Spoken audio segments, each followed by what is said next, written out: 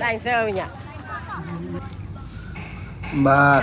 ដំណើរកំសាន្តឆ្ពោះទៅកាន់ទឹកដីអន្លកភ្ញៀវទឹកជ្រោះសបាយធម្មជាតិជាក់ជាក់តាមផ្លូវសម្បូរទៅដោយស្មៅខៀវស្អាតបងប្អូនស្អាតណាស់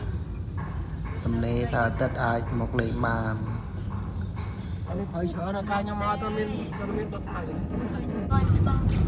mình tính hạt đấy nè đầy đấy hếtច្បាស់អូនៅគឺជើងភ្នំបដ ாய் ប្រាំងទៀត តាមបន្តិចដល់ជើងភ្នំនេះដល់ភ្នំនេះ អូឆ្ងាយម៉េះទឹកធ្លាក់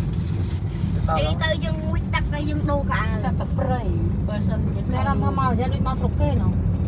មែនទេមិនស្រុកគេស្រុកយើងដូចនៅព្រៃអាម៉ាស៊ុន នេះព្រៃច្រើនណាស់កាលខ្ញុំមកទៅមានបស្មៅ ឃើញ